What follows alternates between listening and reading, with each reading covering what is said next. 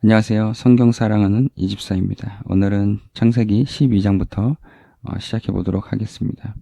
창세기 12장에는 우리가 너무나 잘 알고 있는 아브라함에 대한 이야기부터 시작이 됩니다. 아브라함은 그 구약의 역사상 가장 또 훌륭한 인물로 우리가 잘 알려져 있고 또 믿음의 아버지라는 칭호를 갖고 있습니다. 과연 아브라함의 믿음이 어떠하길래 그런 칭호를 갖고 있는가를 우리가 한번 살펴볼 수가 있을 것 같고요. 또 우리 또한 아브라함의 어떤 믿음을 보면서 우리도 그런 믿음을 갖게 됐을 때 견고한 또 신앙생활을 할 수 있을 그런 기대감으로 한번 살펴보도록 하겠습니다. 여호와께서 아브라함에게 이르시되 너는 너희 고향과 친척과 아버지의 집을 떠나 내가 내게 보여줄 땅으로 가라.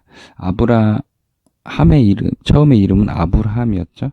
나중에 아브라함의 이름을 아브라함으로 이렇게 또 바뀌어주는 장면이 있을 겁니다. 여기서 보면은 아브라함의 고향인 이제 하란에 있을 때 아브라함을 부르는 장면입니다. 하나님께서도 아브라함의 고향을 이제 하란으로 인정을 이렇게 해주셨다고 우리가 볼 수도 있겠죠. 2절에 내가 너로 큰 민족을 이루고 내게 복을 주어 내 이름을 창대하게 하리니.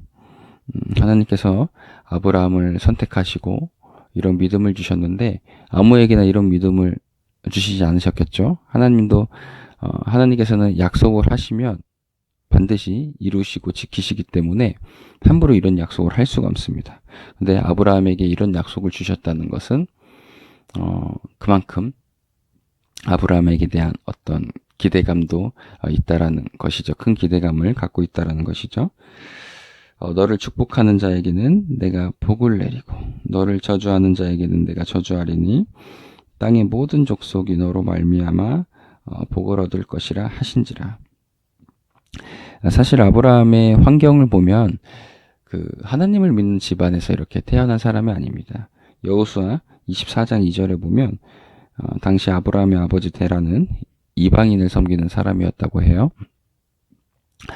지금도 마찬가지로 우리가 이제 모태신앙들이 있지 않습니까? 저는 모태신앙이 아니라 저도 이제 나이가 다 들어서 제가 처음으로 이제 예수님을 믿었던 케이스인데 이렇게 주위에 보면 오히려 모태신앙에서 이렇게 익숙하게 신앙생활을 했던 분들보다도 어떤 불교 집안이나 뭐 더 심하게는 이제 무당 집안에서 기독교인들이 나오는 모습을 볼 수 있는데 그런 집안에서 나온 기독교인들은 조금 다른 것 같아요. 신앙생활을 할 때.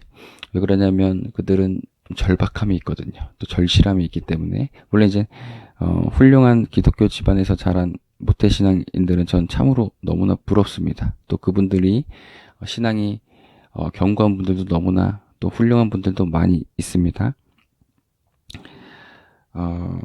4절에 2절에 볼까요? 내가 너로 큰 민족을 이루고 내게 복을 주어 내 이름을 창대하게 하리니 너는 복이 될지라. 3절 너를 축복하는 자에게는 내가 복을 내리고 너를 저주하는 자에게는 내가 저주하리니 땅의 모든 족속이 너로 말미암아 복을 얻을 것이라. 대단한 그 약속을 주셨죠. 하나님께서 하신지라. 이에 아브라함이 여호와의 말씀을 따라갔고 롯도 그와 함께 갔으며 아브라함이 하란을 떠날 때에 75세였더라. 아브라함은 앞으로 어떻게 될지를 알고 순종했을까요? 앞으로 어떻게 될지를 이제 몰랐지만 믿음으로 나아갔을까요? 네.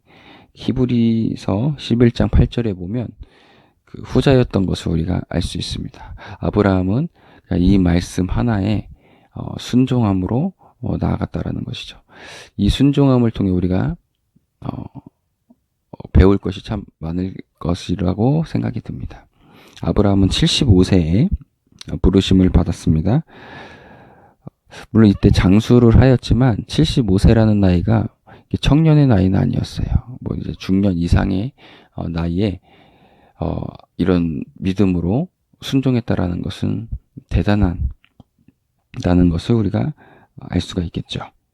5절에 아브라함이 그의 아내 사레와 조카 롯과 하란에서 모은 모든 소유와 얻은 사람들을 이끌고 가나안 땅으로 가려고 떠나서 마침내 가나안 땅에 들어갔더라.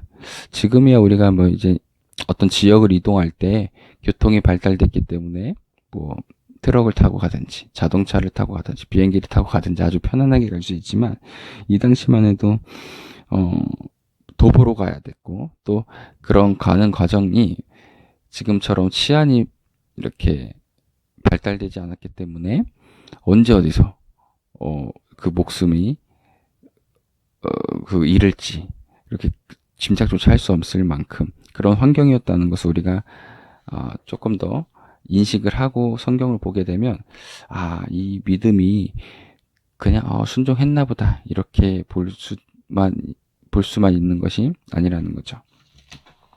거의 목숨을 걸고 믿음을 지켰다. 순종했다. 이렇게 우리가 볼 수가 있습니다. 6절에 아브라함이 그 땅을 지나 세겜 땅 모래 상수리 나무에 이르니 그때 가나안 사람이 그 땅에 거주하였더라. 여호와께서 아브라함에게 나타나 이르시되 내가 이 땅을 내 자손에게 주리라 하신지라. 자기에게 나타나신 여호와께 그가 그곳에서 제단을 쌓고 거기서 베델 동쪽 산으로 옮겨 장막을 치니 서쪽은 베델이요 동쪽은 아이라. 그가 그곳에서 여호와께 제단을 쌓고 여호와의 이름을 부르더니 점점 남방으로 옮겨갔더라. 그 땅에 기근이 들었으므로 아브라함이 애굽에 거류하려고 그리로 내려갔으니 이는 그 땅에 기근이 심하였음이라. 그가 애굽에 가까이 이르렀을 때 그의 아내 사레에게 말하되 내가 알기에 그대는 아리따운 여인이라. 애굽 사람이 그들을 볼 때 이르기를 이는 그의 아내라 하여 나는 죽이고 그대는 살리리니 원하건대 그대는 나의 누리라 하라. 그러면 내가 그대로 말미암아 안전하고 내 목숨이 그대로 말미암아 보존되리라 하니라. 어떤 분들이 이 말씀을 보고 아브라함이 처음에는 겁쟁이였다 이렇게 표현을 하시는 분들이 있는 것 같습니다. 근데 절대 그렇지 않습니다. 아브라함은 조카 룻이 잡혀갔을 때 목숨을 걸고 구했던 아주 용감한 사람이었습니다. 우리가 이 말씀을 볼 때 자기 죽는 게 두려워서 겁이 나서 이렇게 했다라고 보는 것이 아니라 이 당시는 이렇게 하지 않으면 정말 죽을 수가 있었던 그런 시대였을 겁니다. 그리고 아브라함의 딸린 자식들이 지금 여기서는 나오지 않았지만 그 가족들이 수백 명이 있습니다. 근데 아브라함이 죽게 되면 그 가족들을 이렇게 케어할 사람, 이끌어갈 사람이 없기 때문에 아브라함은 어떤 이 나름대로는 이제 그 최선의 선택을 최선의 선택을 한 것이 바로 이 선택이지 않을까라는 생각이 듭니다. 아브라함이 이 선택을 했을 때 하나님이 뭐라 한 적이 없으시거든요. 또 사례도 뭐라 한 적이 없고요. 그걸 볼 때 우리가 아브라함은 겁쟁이다 이렇게 말하는 것은 옳지 않다라고 보여집니다. 아브라함이 애굽에 있을 때 애굽 사람들이 그 여인이 심히 아리따움을 보았고 바로의 고관들도 그를 보고 바로 앞에서 칭찬함으로 그 여인을 바로의 궁으로 이끌어 들인지라. 이에 바로가 그로 말미암아 아브라함을 후대함으로 아브라함이 양과 소와 노비와 암수나귀와 낙타를 얻었더라. 여호와께서 아브라함의 아내 사레의 일로 바로와 그 집에 큰 재앙을 내리신지라. 바로가 그 아브라함을 불러서 이르되 네가 어찌하여 나에게 이렇게 행하였느냐? 내가 어찌하여 그를 내 아내라고 내게 말하지 아니하였느냐? 내가 어찌 그를 누이라 하여 내가 그를 데려다가 아내를 삼게 하였느냐? 내 아내가 여기 있으니 이제 데려가라 하고 바로가 사람들에게 그의 일을 명함에 그들이 그와 함께 그의 아내와 그의 모든 소유를 보내었더라. 사실 이 장면이 굉장히 놀라운 장면입니다. 이 당시만 하더라도 애굽의 이제 바로는 왕을 칭하는 그런 하나의 호칭으로 우리가 이해를 하면 좋을 것 같은데요. 한 나라의 왕이면 이 당시만 해도 거의 신에 가까운 존재였거든요. 그런 상황에서 아브라함의 그 이방인들이 들어왔는데 사실은 그러니까 죽이면 그만이거든요. 그런데도 그만큼 하나님께서 그 왕을 두렵게 했다라는 거죠. 오히려 그 모든 소유를 같이 이렇게 대접을 후하게 해서 보냈다. 이렇게 기록이 되어 있습니다. 13장의 주제는 아브라함과 이제 롯이 이제 분가하는 장면이 나옵니다. 아브라함이 애굽에서 그와 그의 아내와 모든 소유와 롯과 함께 네겝으로 올라가니 아브라함에게 가축과 은과 금이 풍부하였더라. 이거조차도 하나님의 은혜라는 것을 우리가 알 수 있습니다. 그가 네겝에서부터 길을 떠나 베델의 이름에 베델과 아이 사이 곧 전에 장마쳤던 곳에 이르니 그가 처음으로 제단을 쌓은 곳이라. 그가 거기서 여호와의 이름을 불렀더라. 아브라함의 이름 롯도 양과 소와 장막이 있으므로 그 땅이 그들이 동거하기에 넉넉하지 못하였으니 이는 그들의 소유가 많아서 동거할 수 없었음이니라. 하나님의 은혜가 풍성하게 임했다는 것을 우리가 볼 수가 있습니다. 7절에 그러므로 아브라함의 가축의 목자와 롯의 가축의 목자가 서로 다투고 또 가나안 사람과 브리스 사람도 그 땅에 거주하였는지라. 아브라함이 롯에게 이르되 우리는 한 진족이라. 나나 너나 내 목자나 내 목자나 서로 다투게 하지 말자. 내 앞에 온 땅이 있지 아니하냐. 나를 떠나가라. 내가 좌하면 나는 우하고 내가 우하면 나는 좌하리라. 아브라함의 어떤 성품을 우리가 엿볼 수가 있겠죠. 조카 롯에게 먼저 이렇게 자비를 베푸는 선택권을 주는 것이 이렇게 쉽지만은 않은데 아브라함은 당연한 듯이 조카 롯에게부터 먼저 골라라. 좋은 것을 먼저 선택해라. 이렇게 얘기를 합니다. 10절에 이에 롯이 눈을 들어 요단 지역을 바라본즉 소알까지 온 땅에 물이 넉넉하니 여호와께서 소돔과 고모라를 멸하시기 전이었으므로 여호와의 동산 같고 애굽 땅과 같았더라. 그러므로 롯이 요단 온 지역을 택하고 동으로 옮기니 그들이 서로 떠난지라. 아브라함은 가나안 땅에 거주하였고 롯은 그 지역에 도시들이 머무르며 그 장막을 옮겨 소돔까지 이르렀더니 소돔 사람은 여호와 앞에 악하며 큰 죄인이었더라. 롯이 아브라함을 떠난 후에 여호와께서 아브라함에게 이르시되 너는 눈을 들어 너 있는 곳에서 북쪽과 남쪽 그리고 동쪽과 서쪽을 바라보라. 보이는 땅을 내가 너와 내 자손에게 주리니 영원히 이르리라. 내가 내 자손이 땅에 티끌 같게 하리니 사람의 땅에 티끌을 능히 셀 수 있을진데 내 자손도 세리라. 이것을 직역을 해보면 어떤 사람이 그 땅에 흙을 셀 수 있으면 내 자손도 세어질 것이다. 이게 언뜻 보면 셀 수 있다라는 표현 같지만 앞뒤 문맥을 보면 셀 수 없이 많을 것이다 라는 뜻이 더 잘 어울릴 것입니다. 창세기 15장 5절과 16장 10절에 보면 이제 그 내용들을 우리가 더 잘 알 수 있을 거고요. 상식적으로도 사람은 이제 흙을 셀 수가 없죠. 실제로 그만큼 또 민족을 많게 번성하게 해주셨다는 것을 후에 알 수가 있습니다. 여기 보면 사람의 땅의 티끌을 능히 셀 수 있을진데 이 부분을 아마 셀 수 없을 만큼으로 우리가 이해를 하는 것이 더 유익할 것입니다. 이에 아브라함이 장막을 옮겨 헤브론에 있는 마므레 상수리 수풀에 이르러 거주하며 거기서 여호와를 위하여 제단을 쌓았더라. 14장의 주제는 조카 이제 롯이 잡혀가거든요. 그래서 롯을 구하는 장면과 살렘 왕 멜기세덱에 대한 내용이 나옵니다.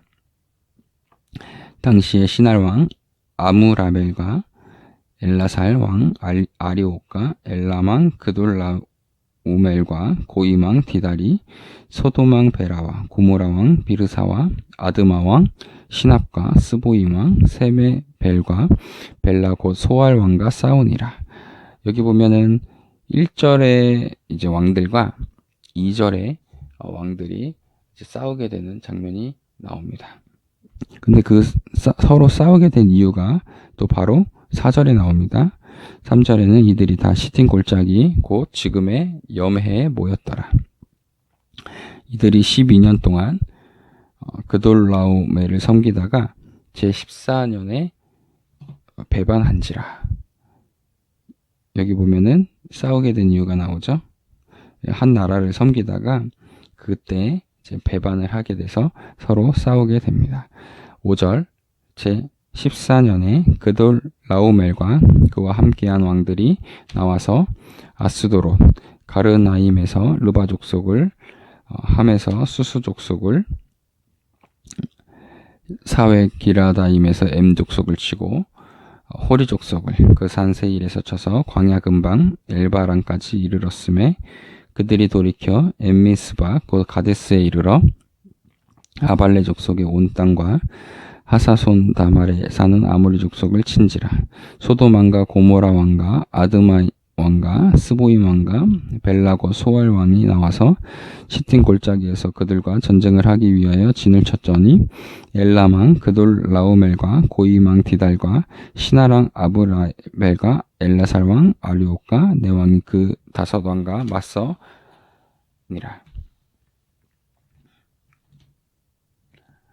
10절에 시틴 골짜기에는 이제 역청 구덩이가 많은지라. 역청 구덩이는 그 이제 석유가 휘발유되고 남은 찌꺼기 그 아스팔트를 얘기합니다. 여기 보면 역사상 가장 큰 재벌 이제 록펠러 우리가 너무나 잘 알고 있죠. 이제 록펠러가 이 구절을 보고 시팀에서 석유 사업을 했고 또 석유가 본물 터지듯 터져 나왔다는 말을 제가 좀 들었습니다.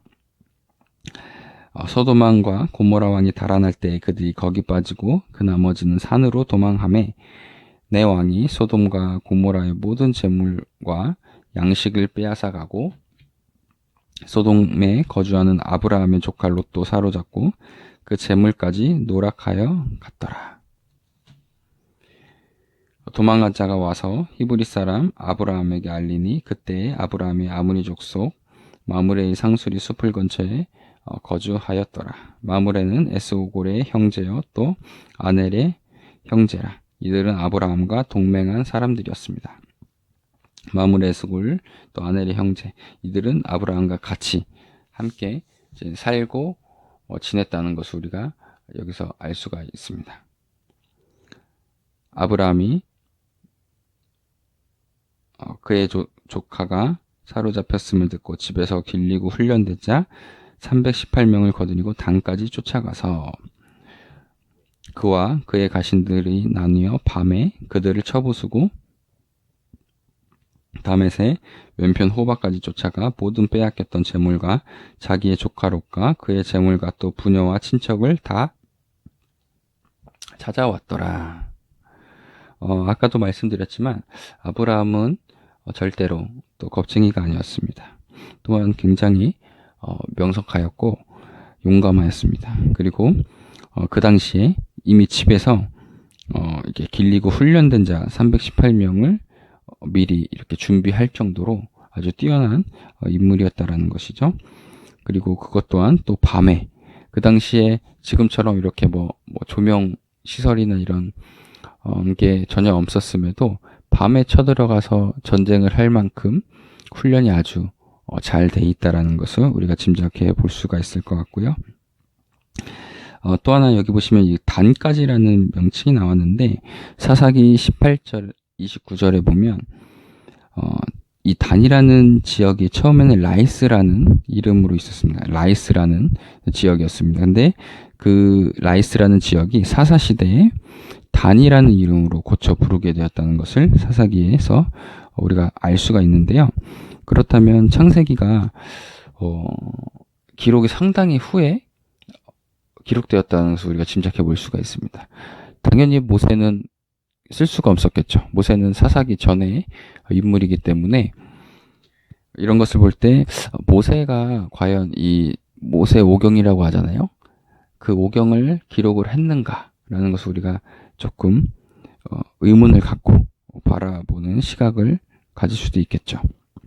이런 부분이 이 부분뿐만 아니라 또 여러 곳에도 나옵니다. 제가 그런 부분이 있을 때마다 한 번씩 이렇게 좀 안내를 해드려 보겠습니다. 17절 아브라함이 그돌라오멜과 그와 함께한 왕들을 쳐부수고 돌아올 때 소돔왕이 사회의 골짜기 곧 왕의 골짜기로 나와 그를 영접하였고 살레만 멜기세덱이 떡과 포도주를 가지고 나왔으니 그는 지극히 높으신 하나님의 제사장이었더라. 그가 아브라함에게 축복하여 이르되 천지의 주제이시오 지극히 높으신 하나님이여 아브라함에게 복을 주옵소서. 너희 대적을 내 손에 붙이신 지극히 높으신 하나님을 찬송할지로다 하매 아브라함이 그 얻은 것에서 10분의 1을 멜기세덱에게 주었더라. 성경 최초로 11조를 하는 장면이 나오는데요. 최초의 11조는 이제 율법이 있기 전에 자발적으로 했다라는 것을 우리가 그것을 조금 더 주의 깊게 한번 볼 필요가 있습니다. 아브라함은 누가 시키지도 않았는데 스스로 자발적인 마음으로 이렇게 10의 1을 드리는 그런 장면입니다. 21절에 소돔왕이 아브라함에게 이르되 사람은 내게 보내고 물품은 내게 가지라. 아브라함이 소돔왕에게 이르되 천지의 주지이시오 지극히 높으신 하나님 여호와께 내가 손을 들어 맹세하노니 굉장히 또 멋진 장면들이 나옵니다. 내 말이 내가 아브라함으로 치부하게 하였다 할까 하여. 이 말은 무슨 말인가요? 조금 헷갈리게 번역이 돼 있는데 소돔왕 때문에 아브라함이 부자가 되었다. 이런 말을 듣기가 싫은 거예요. 아브라함은. 내게 속한 것은 한 오락이나 들매끈 한 가닥도 내가 가지지 아니하리니 오직 젊은이들이 먹은 것과 나와 동행한 아넬과 에스겔과 마므레의 분깃을 제할지니 그들이 그 분깃을 가질 것이니라. 우리가 이 전쟁을 할 때 소모됐던 거 그런 것만 우리가 갖겠다. 그리고 더 오버되는 것은 갖지 않겠다라는 거예요. 아브라함의 어떤 이런 자존심은 우리 지금 기독교인들도 좀 배울 필요가 있지 않을까 생각이 듭니다. 아브라함은 하나님만 높이고 싶었던 것 같아요. 그래서 세상의 어떤 그런 왕에게 내가 당신 때문에 부자가 되었다. 이런 말은 듣기 싫다. 나는 하나님의 은혜로만 풍성해지고 부자가 되고 싶다. 말하는 이런 메시지도 좀 포함이 되어 있지 않을까 싶고요. 이런 아브라함의 믿음과 이런 자존심, 신앙에 대한 자존심은 우리가 지금도 기독교인들이 갖게 됐을 때 많은 또 이런 도전이 되고 또 모범이 되지 않을까라는 생각이 듭니다. 15장의 주제는 이제는 횃불 또 언약하는 그런 장면이 나옵니다. 이후에 여호와의 말씀이 환상 중에 아브라함에게 임하여 이르시되 아브라함아 두려워하지 말라. 나는 내 방패요 너의 지극히 큰 상급이니라. 이 말씀도 좀 번역이 조금 어렵게 되어 있던 것 같습니다. 그래서 네 상이 매우 클 것이다 라는 말입니다. 아브라함이 이르되 주 여호와여 무엇을 내게 주시려 하나이까? 나는 자식이 없사오니 나의 상속자는 이 다메섹 사람 엘리에셀이니이다. 아브라함이 또 이르되 주께서 내게 씨를 주지 아니하셨으니 내 집에서 길린 자가 내 상속자가 될 것이니이다. 아브라함은 늘 마음속에 이렇게 자식이 없다라는 그런 마음이 늘 있었던 것 같아요.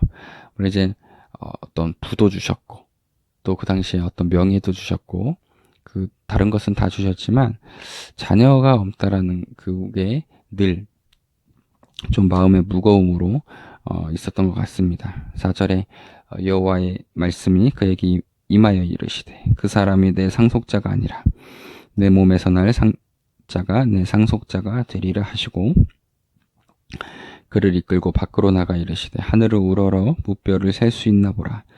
또 그에게 이르시되 내 자손이 이와 같으리라. 아브라함이 여호와를 믿으니. 여기 보시면 또 그 말을 또 믿어요.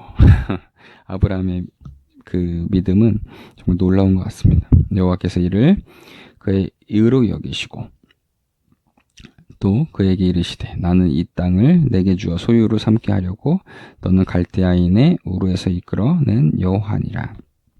여기 보시면 아브라함이 믿었기 때문에 이를 그의 의로 여겼다라는 표현이 있습니다. 우리도 하나님도 우리가 어떤 그 믿음을 보일 때 우리를 의롭게 여기시지 우리가 믿지도 않고 그런 믿음을 보이지 않을 때는 하나님을 우리를 위롭게 보지 않다라는 것입니다. 8절에 그가 이르되 주 여호와여 내가 이 땅을 소유로 받을 것을 무엇으로 알리이까. 아브라함은 믿음은 있었지만 그래도 이렇게 확인은 한번 해보고 싶었던 거예요. 여호와께서 그에게 이르시되 나를 위하여 3년 된 암소와 3년 된 암염소와 3년 된 순양과 산뼈들기와 집비둘기 새끼를 가져올지라. 아브라함이 그 모든 것을 가져다가 그 중간을 쪼개고 그 쪼갠 것을 마주대하여 놓고 그 새는 쪼개지 아니하였으며 솔개가 그 사체 위에 내릴 때 아브라함이 쫓았더라.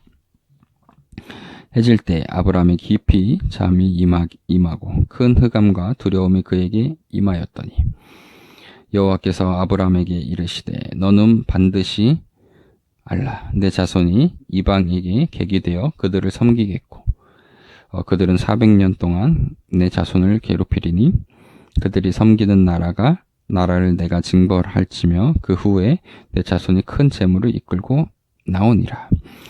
애굽에서 모세 때 모세가 애굽에서 출애굽을 이스라엘 백성들이 이끌어내는 그런 장면을 여기서 예언을 한 거고요. 여기서는 400년이라고 되어 있지만 실질적으로 출애굽기 12장 40절에는 또 430년으로 되어 있습니다. 또 나중에 그 사도행전 7전에 스데반 집사가 설교할 때는 또 400년으로 기록이 되어 있고요. 너는 장수하다가 평안히 조상에게로 돌아갈 장사될 것이요.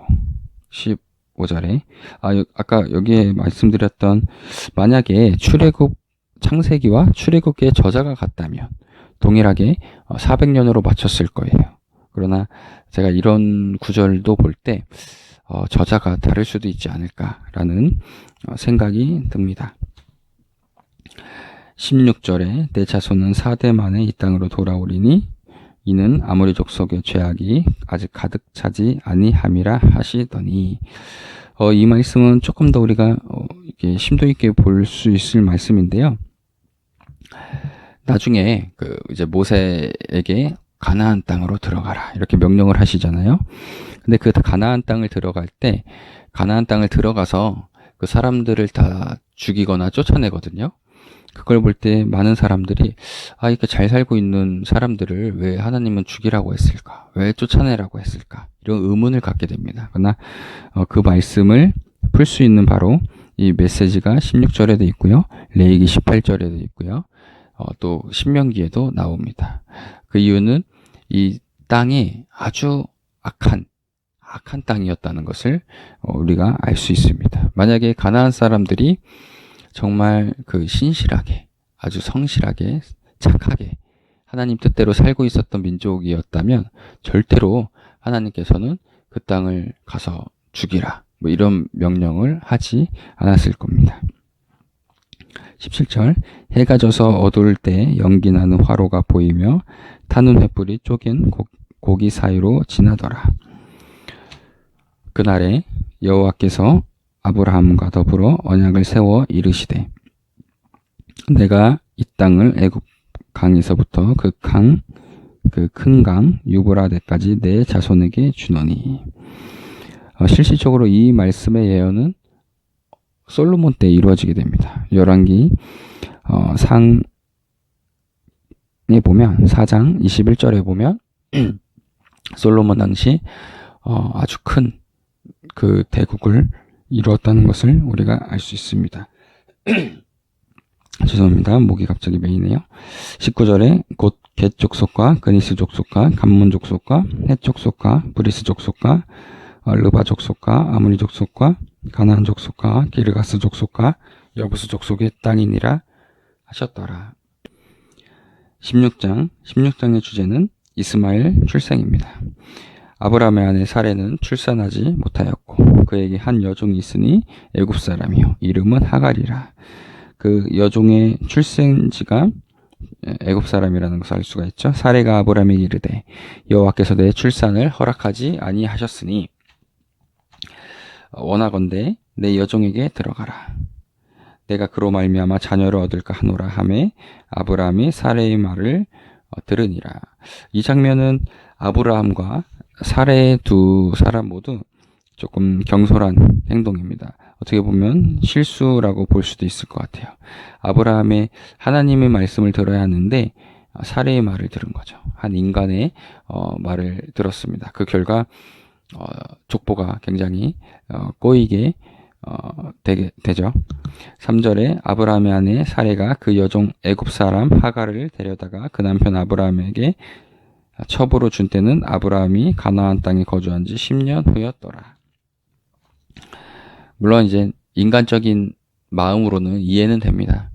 나이도 꽉 찼고 또 사라 본인에게는 더 이상 생리도 끊어졌는데 더 이상 아기가 나올 가망성이 없고 또 가나안에 들어왔는데 하나님께서 그 상속자를 준다고 했는데 10년이 지나도록도 아무 소식도 없기 때문에 이제 차선의 선택으로 본인들이 이렇게 생각을 했다는 것은 인간적으로는 이제 이해는 됩니다. 4절에 아브라함이 하갈과 동침하였더니 하갈이 임신함에 그가 자기의 임신함을 알고 그 여주인을 또 멸시한지라. 사레가 아브라함에게 이르되 내가 받는 모욕은 당신이 받아야 옳도다. 본인이 이렇게 또 원 제공을 했는데 또 뒤로 내가 받는 모욕은 당신이 받아야 옳도다. 또 이렇게 태도가 바뀝니다. 내가 나의 여종을 당신의 품에 두었거늘 그가 자기의 임신함을 알고 나를 멸시하니 당신과 나 사이에 여호와께서 판단하시기를 원하노라. 아브라함이 사라에게 이르되 당신의 여종은 당신의 수중에 있으니 당신의 눈에 좋을 대로 그에게 행하라 하매 사레가 하갈을 학대하였더니 하갈이 사레 앞에서 도망하였더라. 이때나 지금이나 이제 여자들이 확실히 시기와 질투가 더 많은 것 같습니다. 여호와의 사자가 광야의 샘물 곁 곧 술김 샘 곁에서 그를 만나 이르되 사레의 여종 하갈아 네가 어디서 왔으며 어디로 가느냐. 그가 이르되 나는 내 여주인 사레를 피하여 도망하나이다. 여호와의 사자가 그에게 이르되 내 여주인에게로 돌아가서 그에게 그 수하에 복종하라. 여호와의 사자가 또 그에게 이르되 내가 내 씨를 크게 번성하여 그 수가 많아 셀 수 없게 하리라. 이 장면은 하나님이 이방인도 사랑하신다. 이방인에게도 복을 주신다. 라는 것을 확인할 수 있는 말씀입니다. 여호와의 사자가 또 그에게 이르되 내가 임신하였은즉 아들을 낳으리니 그 이름을 이스마엘이라 하라. 이는 여호와께서 내 고통을 들으셨음이니라. 이스마엘의 뜻은 하나님께서 들으신다라는 뜻을 갖고 있습니다. 12절 그가 사람 중에 들나귀 같이 되리니 그의 손이 모든 사람을 치겠고 모든 사람의 손이 그를 칠치며 그가 모든 형제와 대항해서 살리라. 이제 복을 주셨지만 그의 삶은 순탄치만은 않을 것이다. 이렇게 어울릴 수 있는 사람들과 이렇게 잘 어울리는 것이 아니라 대항해서 살게 될 것이라는 예언도 해주셨습니다. 하갈이 자기에게 이르신 여호와의 이름을 나를 살피시는 하나님이라 하였으니 이는 내가 어떻게 여기서 나를 살피시는 하나님을 배웠는고 함이라. 하갈도 이 하나님께서 어떻게 나에게 찾아와 주셨는지 이 은혜가 너무나 감격이 되는 것 같습니다. 이러므로 그 샘을 부엘라 헤로이라 불렀으며 그것은 가데스와 베레 사이에 있더라. 하갈이 아브라함의 아들을 낳음에 아브라함이 하갈이 낳은 그 아들을 이름하여 이스마엘이라 하였더라. 하갈이 아브라함에게 이스마엘을 낳았을 때 아브라함이 86세였더라. 아멘. 오늘은 16장까지 하도록 하겠습니다. 감사합니다.